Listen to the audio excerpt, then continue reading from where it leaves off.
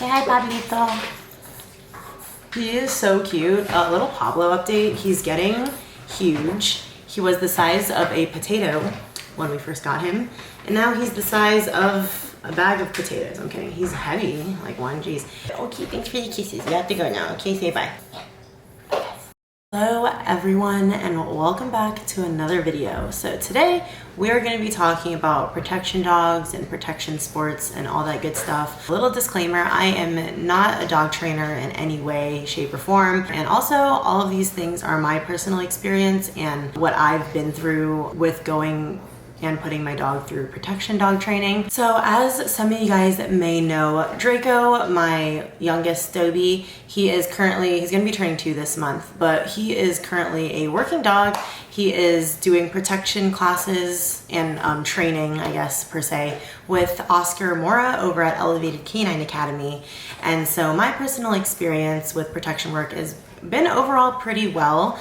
I guess another question that we get often is, how did we start doing protection work with Draco? Draco started doing protection work in general when he was probably about like 6 months they started. So why did I want a protection dog, or what made me get a dog and then put it through all this protection work? So Dobermans are bred to protect. They were created by Louis Doberman, and they were bred to protect him while he was going on runs to collect money, per se. That's what Dobermans were bred to do, and they are working dogs. I personally wanted a personal protection dog of my own, just because I go to a lot of places by myself and I do feel comfortable having him around. As most of you guys may know, Dobermans love to work. So I didn't feel like it would be fair if I got a Doberman and I didn't put him through training to work. And from that, we ended up finding Oscar over at Elevated Canine Academy. How, I guess, this process all works, because that is another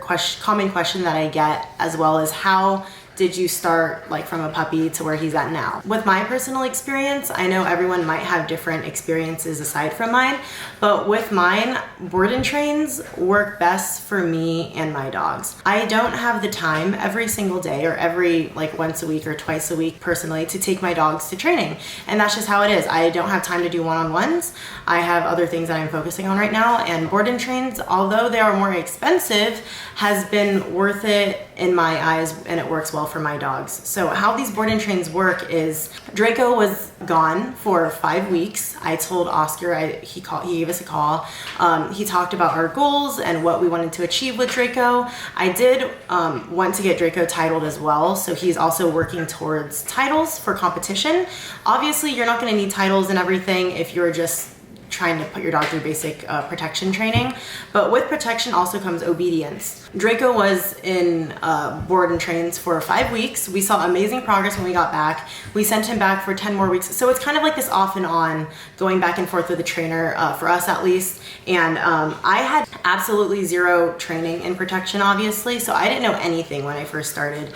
And I didn't even get to see Draco work up until, like, in person, up until like a couple months ago, I want to say. I didn't even get to handle him until I think like last week. It's a long process, but at the same time, you can't just go jumping into something super quickly and expecting results right away, since protection training is something that needs to be done by professionals. So since protection training is required and to be done by professionals, I also don't recommend people doing it, you know, in their backyards, on their own or anything, or just getting a bite sleeve and just like having the dog go at it. There are steps to getting to that point, and it's not just as simple as putting your dog through classes and then hoping he does well.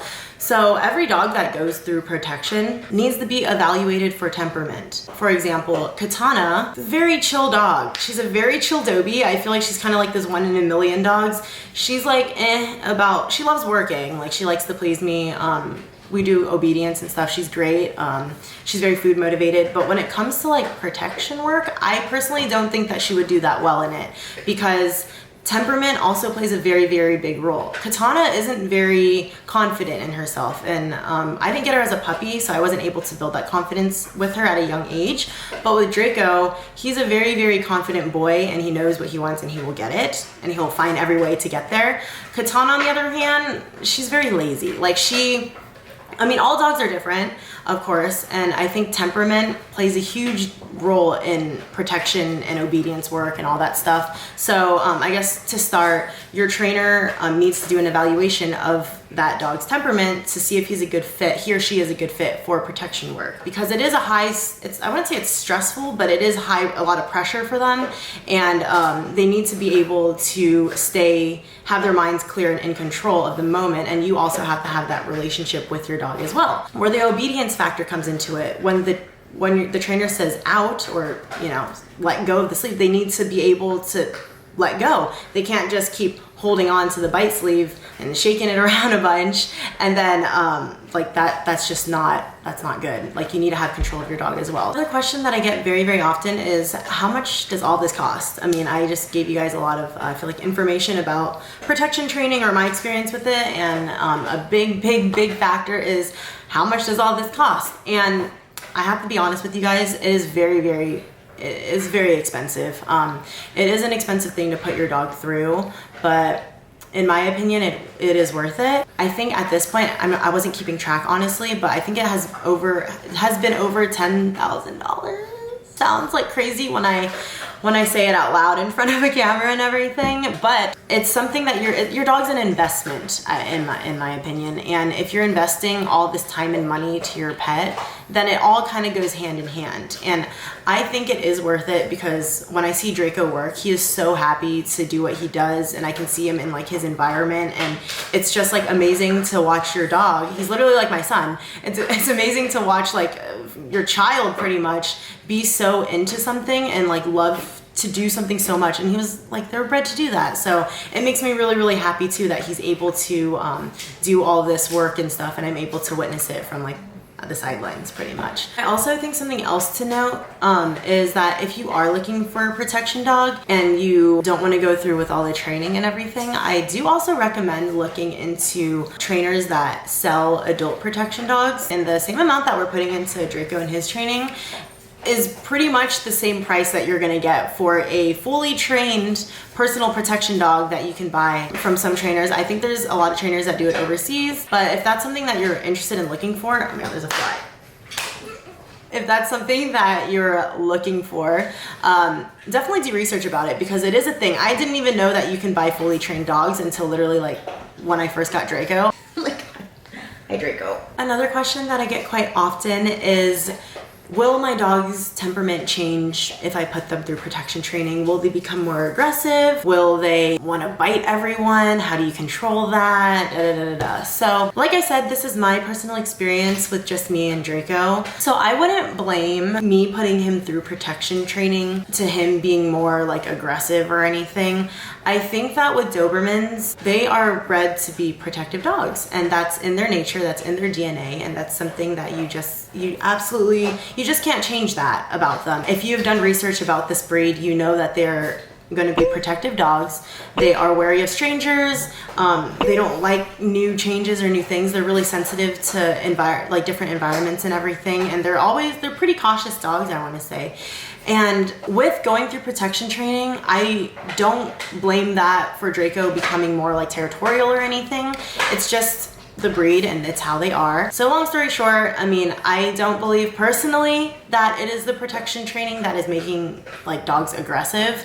I think it's just the breed itself. And the breed itself isn't even aggressive. That's just kind of a stigma that's put on by other people. And it's also the, media and everything as well plays a big role in making big dogs, or Dobermans in particular, or any other like bully mastiff breed of dogs look really like mean and kind of like evil. But that's just, I feel like that's the media, and that's just how it is, unfortunately. I also get a question quite often, and people ask, does Draco even act like a normal dog at home? Is he always like in protection mode? How does that work?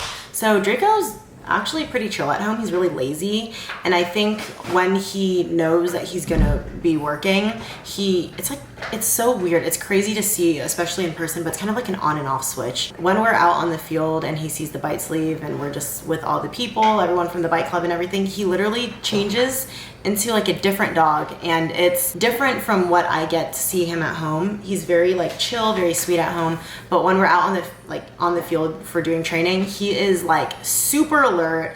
He's always like, his ears are always up. It's like he knows that he's gonna work, and it's really, really, really amazing to see, because I feel like his eyes just like light up when he sees like a bite sleeve and everything.